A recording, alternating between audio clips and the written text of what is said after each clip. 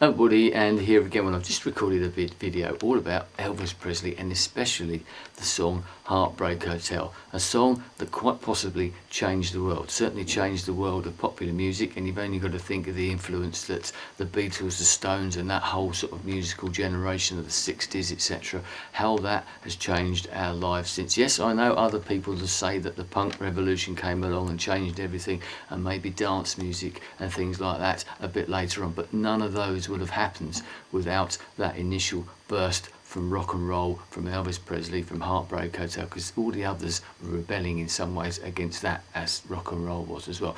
And I mentioned that I'd mentioned a couple of my own occasions that music, that I still remember music really getting to me or really noticing it. Yes, I grew up, as I said in the last video, hearing music, and I can remember seeing people like the Beatles on TV. I can remember seeing Jimi Hendrix on TV and the Rolling Stones and things like that on there, but I don't remember any specific songs. It was just music, it was there. I was possibly just a bit too young for it to really affect me. The only times I do remember it, the first occasion when I was about 11 years old, and I was at like a Christmas, New Year disco at a local community centre type club that my parents used to go to, and they obviously had some sort of kids party for like a New Year or something.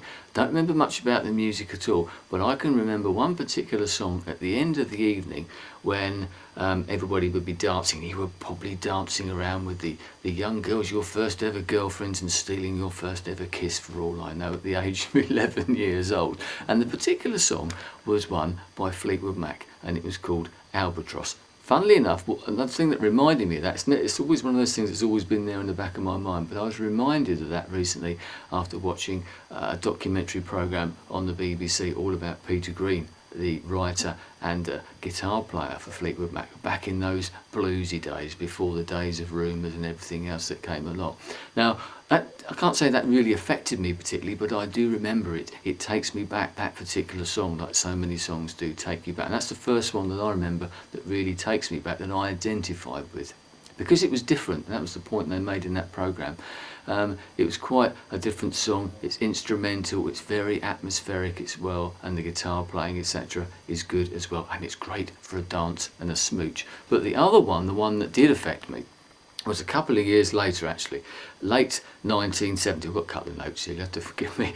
Early 1971. Once again, it was one of those occasions, but it was at a youth club, and it was a youth club that a friend of mine used to go to. Oh, you to come down to this, Andy. You'll love it. You know, they play all this music, etc. It was like a YMCA club, as it was.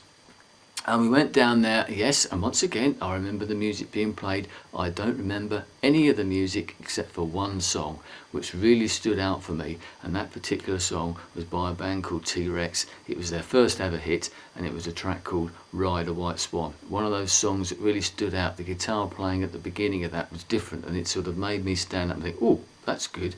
And as it happened, T-Rex became my favourite band at that particular time. Their next single was actually called Hot Love and was #1 for about 6 or 7 weeks. That was the first record that I ever bought. So that shows you how much that influenced me, and that's what sort of sparked really my interest in music. I liked music before then, but that was the song, I think, that really stood out for me, because as I said, I went out, I didn't buy that particular song because I probably didn't have the money, to be perfectly honest. I was too busy buying sweets and things like that, I suspect, as if I had any money at all. But the next time, their next single, which only a couple of 3 months later, was the first one I ever bought, and I've never looked back since. So as I said in the last video, I'd love to hear yours from whatever era it might be. Anyway, thank you for the music, I've really enjoyed it. Thanks very much. I'll speak to you again soon. Goodbye.